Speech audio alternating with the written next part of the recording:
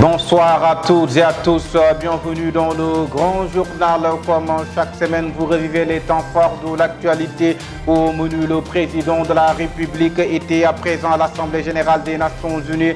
Dans son discours, il a demandé à ce que l'on donne plus de voix au continent africain dans le Conseil de sécurité des Nations Unies.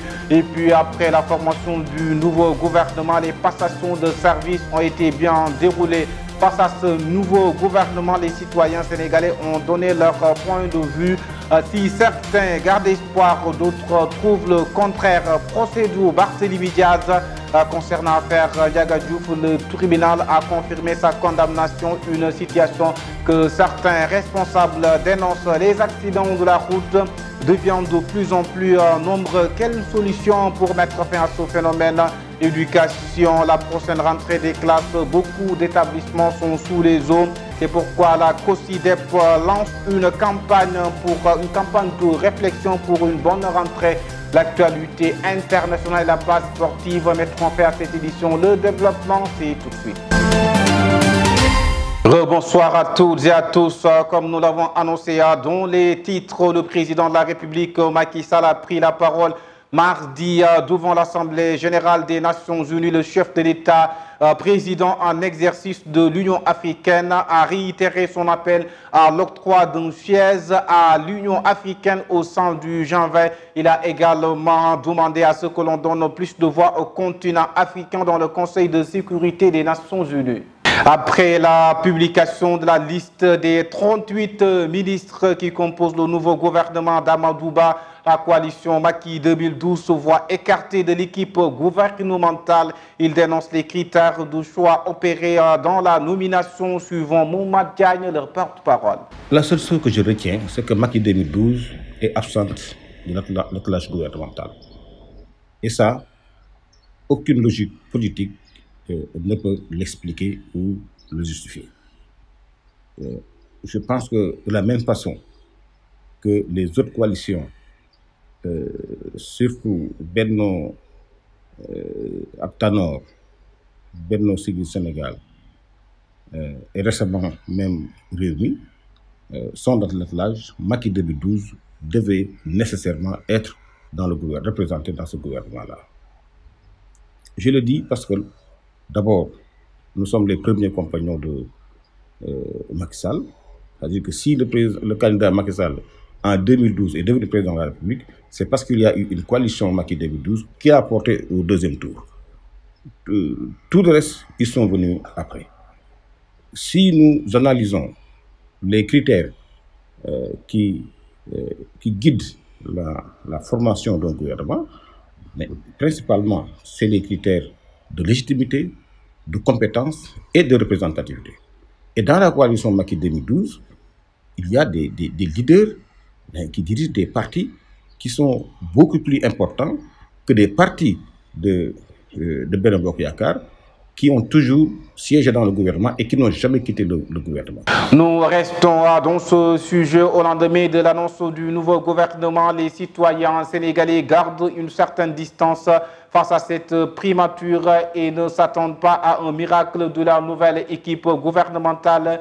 D'ici les échéances de 2024, nous suivons les Sénégalais dans ce micro-trottoir réalisé par Yahra Gueye Malik Ndiaye Sow. Je pense que c'est une chose qui ne peut pas se réaliser en si peu de temps. Parce que c'est impossible.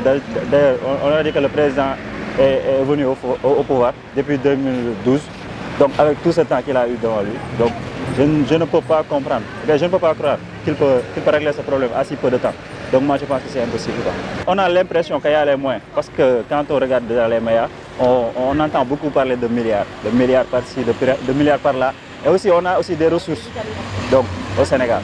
Donc on y croit nous, en tant que jeunes, on y croit. Que des promesses. Je ne crois pas trop que en 18 mois, je crois, filet 2024, dina mën régler les problèmes. Bon, on voit qu'il construit des choses, qu'il fait des trucs nouveaux, mais on ne voit pas d'avancement en ce qui concerne l'alimentation et autres. Toujours dans ce sujet, le nouveau Premier ministre Amadou Ba a dégagé quelques priorités auxquelles son gouvernement doit s'atteler au plus vite. Mais le doyen et analyste politique Mamadou Sy Albert pense qu'il ne faut pas faire croire aux Sénégalais que leur condition de vie va subitement changer. Selon lui, il faut d'abord évaluer tous les secteurs avant de promettre. Suivons l'analyste politique Mamadou Sy Albert. Le Premier ministre a dit les priorités de son gouvernement, que ce soit l'emploi des jeunes, que ce soit l'inflation, le coût de la vie, les questions de logement, les questions des inondations, etc. On a une idée des priorités. Mais par contre, il ne faut pas faire croire aux gens qu'on peut réaliser toutes ces priorités en moins de 2 ans. Ce n'est pas possible. Il ne faut pas qu'ils créent encore de l'illusion et la déception. Ils sont là depuis 2012.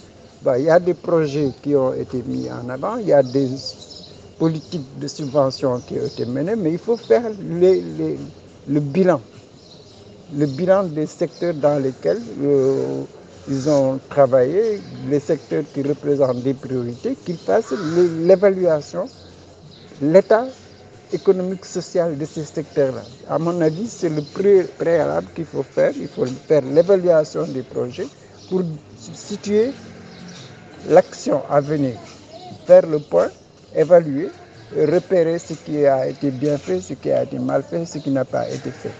Il faut faire l'état de la situation, c'est la première action. La deuxième action, maintenant, à partir des priorités, voir qu'est-ce qu'on peut faire en moins de 2 ans. Si vous prenez la question de l'emploi des jeunes, par exemple, mais il faut évaluer la politique de l'État en matière d'emploi des jeunes, faire le point, faire l'évaluation et voir dans 2 ans qu'est-ce qu'on peut faire, dans quel secteur, en matière de formation, en matière économique.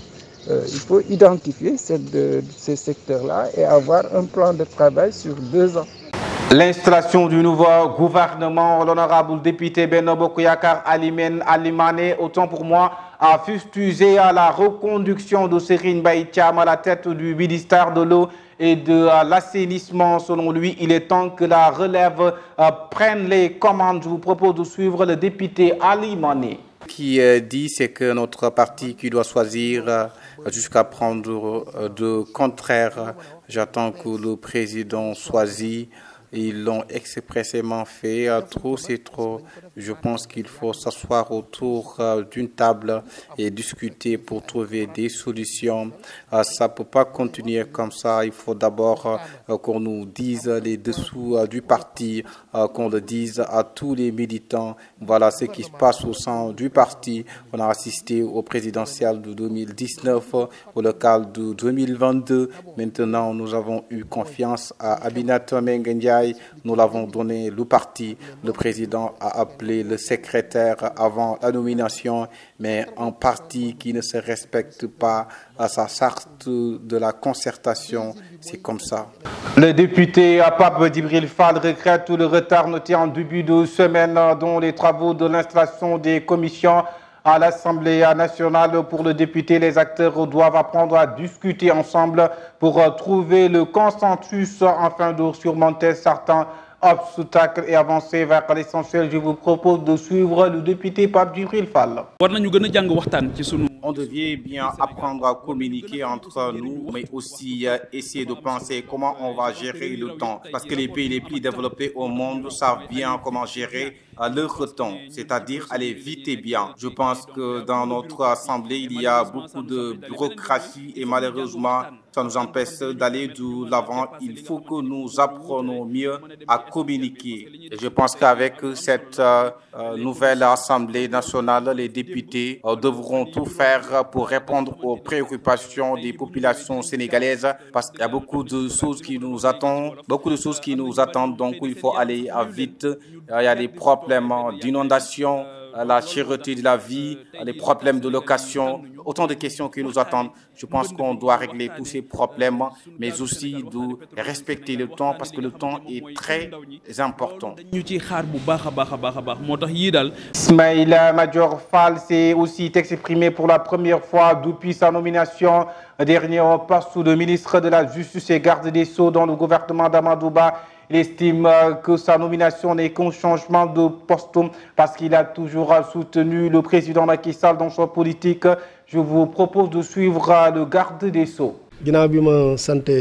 Tout d'abord, je rends grâce à Dieu et je remercie le président Macky Sall pour la confiance renouvelée. Je rappelle que je travaille avec Macky Sall depuis 10 ans. J'étais son conseiller juridique, j'ai été son ministre et me voilà encore ministre. Je le remercie pour ça. Je connais le secteur, je connais toutes les personnes qui y sont. Donc avec l'aide de Dieu, tout ira pour le mieux. Vous le savez, au Sénégal, c'est un pays de droit et tout le monde peut le témoigner. Je suis fier d'être à la tête de ce ministère. Même le procureur de la Cour pénale internationale rappelle toujours que le Sénégal est un exemple de démocratie. Le ministre Matar Ba est le ministre du sport sortant. Selon lui, il est convaincu que son successeur, autant pour moi, tiendra les rangs à la tête de ce ministère. Nous suivons Matar Ba.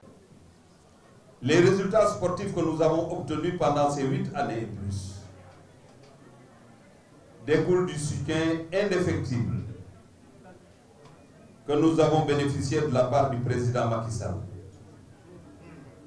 Ces résultats sont le fruit du travail immense des cadres et agents du département, mais aussi et surtout de l'ensemble des composantes de l'écosystème du sport sénégalais. C'est pourquoi les nombreuses manifestations de sympathie à l'endroit de mon département, largement diffusées et relayées, je les comprends et les apprécie, comme l'expression de l'adhésion à la décision du chef de l'État de porter sa confiance sur la personne de M. Yankoba Diattara pour poursuivre l'œuvre que nous avons entamée ici au profit de la nation. Mon cher frère, mon cher ami, Monsieur le ministre des Sports, je voudrais vous souhaiter beaucoup de succès, beaucoup de réussite à la tête du ministère des Sports. Un secteur parmi les plus stratégiques et les plus exaltants de l'attelage gouvernemental. Je suis convaincu que le choix porté sur votre personne par son Excellence le Président Macky Sall pour diriger le département des sports est le meilleur. Après Matar Ba, le nouveau ministre du Sport se prononce. Yankoba Diattara qui a aussi à remercier Matar Ba avec les performances qu'il a eu à faire dans le sport sénégalais. Suivons Yankoba Diattara. Monsieur le ministre, pour tout ce que vous avez fait pour le sport sénégalais, Wolof Njaay nag day wax ni ku la jiite ci néeg ba mën laa teg daan koy teg say tànk. Kon je voudrais demander au ministre Matar Ba d'accepter d'être l'invité d'honneur de la délégation sénégalaise à la Coupe du Monde de football au Qatar. Parlons aussi d'un autre ministère. Le ministre Zahra Iyane Thiam a renouvelé aussi sa loyauté au chef de l'État avant de féliciter son successeur. Je vous propose de suivre Zahra Iyane Thiam. Je voudrais rendre grâce à Allah, le Tout-Puissant, le Miséricordieux, qui m'a permis d'exercer avec paix et santé les fonctions de ministre de la microfinance et de l'économie sociale et solidaire que Monsieur le Président de la République, son Excellence Monsieur Macky Sall, a bien voulu me confier depuis le 7 avril 2019. Ainsi donc, j'adresse très humblement mes très vifs remerciements à Monsieur le Président Macky Sall pour cette haute marque de confiance et son appui constant qui nous ont facilité l'exécution de cette mission exaltante mais exigeante. Je lui renouvelle aussi toute ma disponibilité et tout mon engagement à travailler à ses côtés pour l'émergence de notre pays qui lui est si cher. Au demeurant, je félicite très chaleureusement Madame le ministre de la Microfinance et de l'économie sociale et solidaire, ma sœur Madame Victorine Day, pour sa nomination à la tête de ce département ministériel Je lui souhaite également plein succès dans cette noble et intéressante mission. Anecdote pour anecdote, moi je suis bien contente qu'elle soit à mes côtés parce que lorsqu'on était en conseil des ministres, pour ne pas dévoiler des secrets, elle se moquait tout le temps de moi lorsque je défendais le secteur. Aujourd'hui que c'est entre vos mains, donc bonne chance. Victorine Ndaya est le nouveau ministre de la microfinance et de l'économie solidaire. Elle aussi, elle a eu à remercier son successeur. Je vous propose de suivre Victorine Ndaya. Après avoir sacrifié à la cérémonie de passation de service, marquant mon entrée en fonction, permettez-moi de rendre un hommage appuyé à Madame le ministre Zahra Iyane Thiam, qui a su inscrire de belles notes dans la symphonie destinée à améliorer le bien-être de nos concitoyens. J'ai été témoin de son abnégation et de son engagement à porter haut la microfinance et l'économie sociale et solidaire. En effet, c'est de cela qu'il s'agit. D'engagement. Un engagement derrière son Excellence le Président Macky Sall, celui de servir notre belle nation, le Sénégal. Un engagement qui trouve son sens dans la complémentarité et dans la continuité de nos actions. C'est pour cela que je serai dans la continuité de mes prédécesseurs, que sont les ministres Aminata Angélique Monga et Zahra Iyane Thiam, toutes deux engagées dans la matérialisation de la vision et de l'ambition affirmée du chef de l'État de bâtir ce Sénégal de tous, le Sénégal pour tous. Le nouveau ministre de la Culture, Aliou Sow, a d'abord félicité l'équipe sortante pour les résultats obtenus avant de se projeter sur les différents projets à venir dans le domaine culturel. Je vous propose de suivre le ministre Aliou Sow. La vision déclinée en action sous son animation qui nous ont valu de tels résultats et de telles perspectives.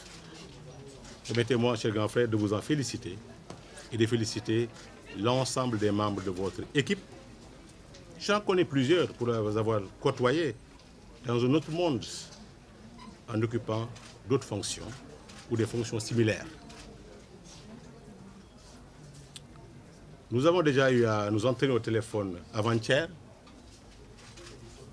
Vous avez fait preuve d'un sens élevé de l'État, car je devais déjà commencer mes travaux dans mon travail dans un contexte où administrativement c'est difficile, parce qu'il fallait recevoir des acteurs sur des dossiers déjà en instruction au ministère. Il fallait m'attacher des services, vos services. Vous avez autorisé, sans hésiter, leur présence à mes côtés. Je vous en remercie. Cela nous a permis de ne faire entorse à aucune orthodoxie administrative. C'est parce que vous avez compris que nous sommes tous au service de la même cause, la cause du Sénégal, au service de l'animation de la mission unique définie par son Excellence, le chef de l'État, M. Macky Sall, et animée de façon globale par son Premier ministre, M. Amadou Ba. C'est l'occasion pour moi de leur exprimer ma gratitude, ma reconnaissance, mais surtout mon engagement sans faille, avec loyauté, rigueur et détermination à jouer ma partition suite à vos nombreux efforts dans la gestion de ce secteur. Abdoulaye Diop, quant à lui, ministre sortant de la Culture, a passé le flambeau à Aliou Sow à la tête du ministère de la Culture. Le ministre a aussi exprimé toute sa reconnaissance et toute sa gratitude à l'endroit de ses anciens collaborateurs, mais aussi au chef de l'État. Je vous propose de suivre Abdoulaye Diop. Le Sénégal lui a fait confiance, l'Afrique fait de lui son champion et il est adulé du monde. À cet homme de vertu, je ne tairai jamais de dire ma reconnaissance et ma fidélité à ses côtés pour que soient atteints nos objectifs de grandeur, d'épanouissement et de succès qu'il s'est assigné pour un Sénégal. Bien entendu, je salue tous mes collaborateurs ici réunis, présents ou absents, ceux de Dakar et du pays profond, les acteurs culturels et la presse qui, tous ont contribué aux nombreux et éclatants succès engrangés dans le secteur si riche de la culture. Je ne saurais les dégager tous ici, dans ce discours qui limite notre souci à tous, comme nous y engage le chef de l'État de passer à l'action sans tarder pour les conquêtes nouvelles et pressantes. Mesdames et messieurs, vous me permettrez d'évoquer juste quelques points saillants qui sont comme des pierres de petits poussés sur le bout du chemin exaltant que nous avons parcouru. Ce chemin est celui tracé par le chef de l'État, auquel la Constitution confère le titre de grand protecteur des arts et des lettres, titre significatif qui sort la culture du traitement commun et lui assigne la noble place d'être au début et la fin du développement. L'État du Sénégal vient d'octroyer 165 véhicules 4x4 aux députés de la 13e législature. D'après l'Observateur, une nouvelle commande est en cours de préparation. Selon les témoignages, c'est la jurisprudence de Wade qui s'applique et elle consiste autant pour moi d'offrir des véhicules aux parlementaires sortants pour service rendu à la nation.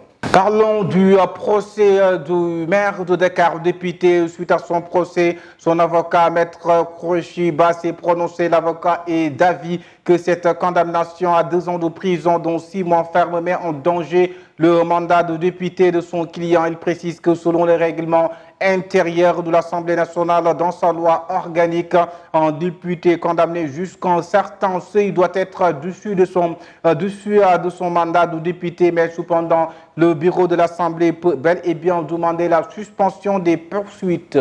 Restons dans ce sujet, l'affaire Diaga Diouf qui continue de faire couler des salives, mais le député maire de la ville de Dakar peut désormais compter sur le soutien du directeur général de E-Media, Mamadou Ibra Kane. Le journaliste ne semble pas être d'accord sur le verdict du tribunal. Selon lui, la démocratie exige le respect de la volonté populaire. Une opposition qui s'oppose face à un pouvoir qui gouverne. D'après lui, on doit éviter la politisation de la justice. Toujours dans ce procès, la confirmation de cette condamnation de Barthélémy Diaz tôt le matin avant son arrivée au tribunal a également fait réagir les populations sénégalaises. Ils pensent que le verdict est purement politique. Suivons les Sénégalais dont ce micro-trottoir réalisé par Denambaye Khadim Bamba. Pour moi, c'est des raisons politiques qui poussent les gens à... Parce que ceux-là qui organisent aujourd'hui le procès, ce sont ceux-là qui l'avaient libéré. Parce que l'actuel président était avec l'ancien président. C'est à ce moment-là qu'il avait libéré Barthélémy Diaz. Et pourtant, il disait qu'il avait fauté, il avait tué une personne. Ils l'ont libéré et aujourd'hui, il l'attend encore. Parce qu'il est devenu peut-être maire de Dakar, il devient de plus en plus populaire. Et Barthélémy, pour les Sénégalais d'une manière générale, moi je pense que plus de 50% des Sénégalais ne seront pas d'accord de ce procès-là. Ça ne surprend pas trop les gens. Ça ne surprend pas trop les gens parce que je ne vais pas jusqu'à dire que bon, peut-être que c'est une manipulation. Mais depuis quelque temps, notre justice nous a habitués quand même à des délibérations qui parfois heurtent la conscience. Mais puisque c'est la chose jugée, je me garde quand même d'y aller au fond. Maintenant, par rapport à sa carrière politique, à mon humble avis, ça ne devait pas entacher sa carrière politique, d'autant plus qu'il s'est juste défendu. Bon, la chose a eu lieu devant sa mairie. C'est des gens qui sont venus armés de coupe-coupe, de machin. Ils étaient venus l'attaquer. Il s'est défendu et il y a eu mort d'homme. Est-ce que c'est lui qui a tué? On ne sait pas. On ne sait pas si c'est lui qui a tué ou non. Mais par le passé, il y a eu une étude balistique qui l'avait dédouané. En tout cas, c'est des choses comme ça. Alors aujourd'hui, si la Cour d'appel confirme sa condamnation, parce que je rappelle que c'est Barthélémy Diaz qui avait interjeté appel. Parce qu'il s'est dit qu'effectivement, on m'a condamné à 6 mois. J'ai purgé une peine de 6 mois, une peine que je ne dû jamais purger parce qu'il disait qu'il était innocent dans cette affaire. Le maire de Dakar, Barthélémy Diaz, peut rester libre parce que le tribunal est revenu ce matin sur l'ancienne condamnation, celle de 2 ans de prison, dont 6 mois ferme, une peine que l'actuel maire de Dakar a déjà purgée. Mais pour l'honorable député Abbas Fall, c'est totalement une injustice. Et donc, selon lui, pas question de se laisser faire, suivant le député Abbas Fall. Mais bien sûr, condamnation bi mel non boko amé. Concernant le procès de Barthélémy Diaz, moi je pense qu'il pouvait discuter avec le président Macky Sall et essayer de voir comment on va faire pour l'amnistier ou bien avoir un non-lieu, mais il ne l'a pas fait. En tout cas, ce que je peux vous dire, je sais que Barthélémy Diaz n'est pas tué. On devait régler ce problème. Ce serait tellement bon pour lui, pour ses enfants, pour son épouse et ses parents. Mais en tout cas, ce qui est sûr et certain, on ne va pas rester bras croisés. Nous allons mener le combat jusqu'à avoir gain de cause parce que ce procès de Barthélémy Diaz, nous pensons que c'est un procès politique. Comme il a un gouvernement de combat la jëm. Mais nous tam paré nañ ci combat, waxon nañ ko combat bi motal combat la. C'est lui qui a sa vie sur la rue. Macky Sall. Parlons des accidents sur les routes. Le bilan définitif des accidents sur les routes du Magal de Touba 2022 est très lourd. 33 morts et 906 blessés. Autant pour moi, c'est du moins ce qui ressort du bilan définitif des sapeurs-pompiers. Alors de l'édition précédente, 10 décès et 775 blessés avaient été recensés par les sapeurs-pompiers. Avec les accidents, les Sénégalais pointent du doigt le manque de maîtrise du code de la route. Invite tout le monde à la sensibilisation des conducteurs d'engins afin de réduire au maximum les risques d'accident. Nous suivons les Sénégalais dans ce micro-trottoir réalisé par Pendegui Khadim Bamba. D'abord, prier pour les personnes, s'il y a eu des décès, prier pour les personnes qui sont décédées parce que récemment il y a eu 3 morts à côté à Mermoz et vraiment demander une éducation. Il faut qu'on soit éduqué vraiment par rapport au code de la route et au respect du code de la route. Et je pense que si on essaie de faire cela, ça pourra réduire les accidents quand même. C'est ce que je peux dire par rapport à ça.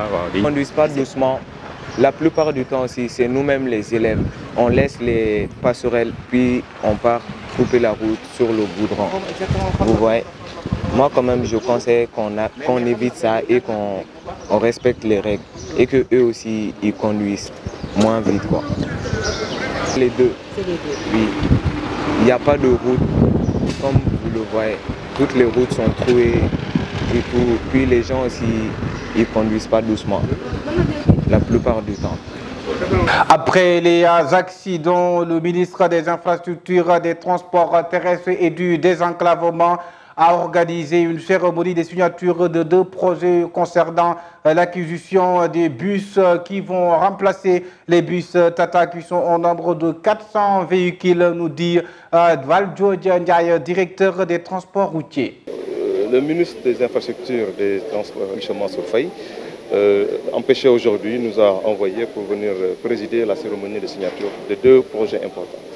Le premier programme, c'est sur l'acquisition de bus qui vont remplacer les bus Tata, donc pour un premier volet de 400 véhicules. Le second programme, c'est un programme qui va remplacer 200 véhicules dans l'interurbain. Donc ce qu'on appelle les véhicules de 7-8 places et les minicars de 14 places. Voilà, c'est ça la décision pour signer aujourd'hui le programme. On n'a pas fixé le délai. Pour l'instant, on est dans un programme pilote. Donc vous savez, le programme pilote, on teste. Voilà. Donc on s'est donné un objectif de très rapidement d'injecter 200 véhicules et d'évaluer. Donc ces 200 véhicules seront injectés au niveau national, au niveau de toutes les régions, donc pour l'interurbain. Maintenant, à l'issue de cette première phase, maintenant une seconde phase et les phases suivantes seront accélérées pour qu'à terme, comme on a dit tout à l'heure, plus de 15 000 véhicules soient remplacés. Y a-t-il un quota pour chaque région? Bien sûr, il y aura un quota. Pour l'instant, le quota n'est pas encore donné, mais chaque région aura un quota au niveau national. Voilà. Pour l'urbain, le DG de l'Institut l'a rappelé. Donc depuis 2005, les premiers Tata qui sont injectés ont déjà atteint leur âge limite. Donc actuellement, les 400 qui sont là, c'est le renouvellement du renouvellement. Donc on est en train de renouveler les bus Tata qui sont injectés depuis 2005 et qui ont plus de 10 ans. depuis 2005, on est en train de renouveler les cars rapides et les Tata et les Ndiaga Ndiaye. Donc à ce niveau, actuellement, on est à peu près 3000. On n'a pas encore terminé. Donc pour renouveler tous les 7 places et les minicars, ça va prendre du temps. Mais le plus important, c'est qu'à l'issue de l'évaluation de cette phase pilote, on va évaluer et voir comment accélérer pour qu'un maximum de 7000 places soient remplacées en un minimum de délai. Mais justement, je pense que c'est une des justifications. Vous voyez, il y a beaucoup d'accidents. Pourquoi il y a beaucoup d'accidents? Les véhicules sont vétustes. Je pense que le remplacement des 7-8 places vient à son heure. Donc je pense que c'est un des éléments de la sécurité routière et la vétusté du parc automobile. L'objectif, c'est de rajeunir le parc. Et pour rajeunir le parc, il faut injecter de nouveaux véhicules qui vont remplacer, pas remplacer, mais se substituer aux véhicules déjà âgés. Parlons de l'éducation. La rentrée des classes est initialement prévue le 3 octobre prochain pour les enseignants et le 6 pour les élèves va connaître un petit réaménagement pour cause d'hivernage. Une centaine d'écoles sont encore sous les eaux, suivant les explications de Lena Mbaye. La rentrée des classes est fixée au 3 octobre pour les enseignants et au 6 pour les élèves. Selon le principe du Ubitay Djangetay en vigueur ces dernières années, les cours doivent débuter le jour de la rentrée dans tous les établissements publics du pays. Mais une centaine d'écoles feront exception, celles-ci sont inondées. Le directeur de la formation de la communication du ministère de l'Éducation nationale, Mamoudou Moustapha Diagne, informe que le démarrage des cours sera effectif dans ces écoles avant la fin du mois de novembre, coïncidant avec la fin de l'hivernage. À ce moment, précise-t-il, les eaux seront définitivement dégagées en rapport avec les pompiers et les agents du service d'hygiène. Mamoudou Moustapha Diagne estime qu'il ne sert à rien d'évacuer les eaux alors que l'hivernage n'est pas terminé. Malgré tout, la rentrée devrait se dérouler dans de bonnes conditions, selon le ministère de l'Éducation. Les inondations ne concernent qu'une centaine d'écoles, alors que le Sénégal en compte près de 15 000, soit 4 000 collèges, 300 lycées et 10 000 écoles élémentaires. Parmi les écoles épargnées par les eaux de pluie, certains sont occupés par les sinistrés des inondations. Mais le ministère de l'Éducation nationale demande aux collectivités locales de reloger les concernés avant le 30 septembre, la date fixée par la tutelle pour reprendre les établissements en question. Nous restons dans ce sujet. Les plateformes de la société civile servant de cadre stratégique de réflexion, c'est-à-dire la COSIDEP, a pris les devants en ce qui concerne la rentrée scolaire 2022-2023 en lançant une campagne pour mieux aborder la rentrée prochaine, suivant leur porte-parole Hélène Ramagnon. Donc, on va appeler les gens pour qu'on fasse une réunion, mais dans la réunion, on va prendre les experts qui sont dans le milieu sur l'affaire de l'école, de l'éducation, sur l'affaire de l'État aussi, qui sont les dirigeants pour l'éducation puissent avancer. On va avoir aussi les résultats parce que les résultats sont très importants. Affaire de troisième mandat en Afrique, l'artiste sénégalais DJ Awadi a réagi après l'annulation de son concert contre le troisième mandat dans un hôtel de la place ici à Dakar. L'artiste ne comprend pas la décision du préfet qui interdit le concert, suivant la réaction de DJ Awadi. Première réaction, on est choqué qu'au Sénégal, on ait des problèmes pour ce genre d'événement, surtout que ça se passe au Radisson pour un très petit public. C'est plus des invités qui seront là, des gens de la société civile qui sont invités. C'était pour lancer une campagne, organiser une campagne internationale. Donc, Awadi, c'est juste un des artistes de la campagne, mais il y a des Mewé, il y a beaucoup d'autres artistes de beaucoup de pays qui sont là. Donc c'est choquant pour moi qui suis sénégalais, qui ai l'habitude de dire ouais, le Sénégal exemple de démocratie, c'est grâce à cet exemple de démocratie que notamment le rap sénégalais s'est développé parce qu'il y a une vraie liberté d'expression. Aucun d'entre nous n'est connu dans son pays pour avoir créé des troubles à l'ordre public, ni dans sa carrière, ni dans sa vie. Donc j'ai pas compris. Franchement, j'ai pas compris. Et surtout qu'on est dans un pays qui, dans ses textes, dans son texte fondamental, de faire l'air que nul ne peut faire plus de 2 mandats. Donc c'était la raison pour laquelle les gens sont venus au Sénégal en se disant, au moins le Sénégal, ils ont un texte officiel qui dit que personne ne peut faire plus de 2 mandat. Donc c'est dans la Constitution. Et donc personne ne comprend donc cette réaction des autorités. Mais on la comprend pas, mais on l'accepte en sachant que ils nous ont fait la plus belle lumière sur une manifestation où on attendait peut-être 300 personnes aujourd'hui et des milliers de personnes et des millions dans le monde seront au courant de l'annulation de ce concert. Les 144 migrants sénégalais bloqués à Agadez ont été rapatriés le 22 septembre 2022 au Sénégal. Ils étaient détenus au camp de Assamata en Algérie puis vers Arli au Niger. Selon les autorités algériennes, ces migrants n'ont pas de carte de séjour, ce qui leur a valu un emprisonnement dans les différents camps. À l'époque, le coordonnateur des migrants, Fallou Thiaw, avait décrié le manque de soutien des autorités sénégalaises.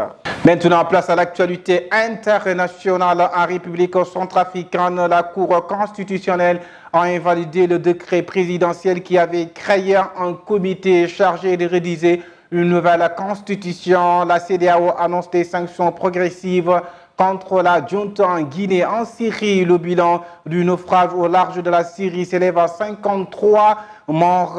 L'actualité internationale est détaillée avec Yahra Gueye. L'actualité internationale que nous démarrons, la CEDEAO annonce des sanctions progressives contre la junte en Guinée dans un sommet extraordinaire de la CEDEAO tenu ce jeudi 22 septembre à New York. En marge de l'Assemblée générale de l'ONU, les dirigeants des États ouest-africains ont décidé de prendre des sanctions progressives contre la junte militaire en Guinée. À l'initiative de la présidence bissau-guinéenne, ils ont également décidé d'envoyer une mission à Bamako pour rencontrer les autorités maliennes. Ensuite, en République centrafricaine, la Cour constitutionnelle vient de rendre son verdict ce 23 septembre. Les juges suprêmes ont invalidé le décret présidentiel qui avait créé un comité chargé de diriger une nouvelle constitution. Ce projet très controversé est largement débattu par le pays. L'opposition accuse le président Faustin Archange Touadéra de vouloir modifier le texte pour pouvoir briguer un troisième mandat. Enfin, pour terminer, le bilan du naufrage au large de la Syrie s'élève à 53 morts, a indiqué ce vendredi le ministre libanais des Transports Ali Khameh. Plus de 100 personnes, principalement des Libanais et des Syriens, se trouvaient à bord du petit bateau qui a chaviré jeudi au large de la ville portière de Tartus, ce qui signifie que les dizaines de personnes sont toujours portées disparues, a ajouté le ministre. C'était tout pour l'actualité internationale. Merci beaucoup Yahra pour la page internationale. Maintenant, la page sportive. L'équipe nationale du Sénégal se prépare pour la rencontre face à la Bolivie ce samedi. L'ancien attaquant international français Thierry Henry devrait diriger la Belgique contre les Pays-Bas ce dimanche en Ligue des Nations. La France, en tant que champion du monde de football 2018, a parvenu à battre l'Autriche sur le score de 2-0 en Ligue des Nations. La page sportive, les détails avec Madame Sport de la Time for Africa TV, Penda Gueye. Nous démarrons la page sportive avec l'approche du match amical contre la Bolivie. Le Sénégal s'est encore entraîné hier. Une séance d'entraînement avec le groupe au complet. Ils étaient tous sur le terrain pour suivre les consignes d'Aliou Cissé. En plus de l'entraînement physique, des jeux réduits et de la confrontation entre deux groupes formés autour de l'équipe, Sadio Mané et ses coéquipiers ont fait plaisir aux supporters en marquant de jolis buts. Et puis l'ancien attaquant français Thierry Henry devrait diriger les Diables Rouges pour le choc face aux Pays-Bas ce dimanche, après l'exclusion du coach espagnol et sa suspension à venir. Dans les dernières secondes de jeu contre le pays de Galles ce jeudi soir, Martinez a voulu gagner du temps en ne renvoyant pas un ballon, ce qui a provoqué ce rouge. Pour terminer avec l'équipe de France a rassuré hier en battant l'Autriche 2-0 en Ligue des Nations. Cependant, deux joueurs retiennent une attention particulière. Il s'agit de Badiashile et de Fofana. Badiashile a montré de la personnalité et beaucoup de sérénité pour sa première avec les Bleus. Le défenseur central de l'AS Monaco a touché 105 ballons, tout simplement le record du match. C'est tout pour l'actualité sportive. Merci Penda pour la page sportive. C'est même la page sportive qui met fin à cette grande édition sur la Time for Africa, la télévision qui nous parle et qui vous parle, qu'on se magnifique, c'est la Time for Africa. Preview.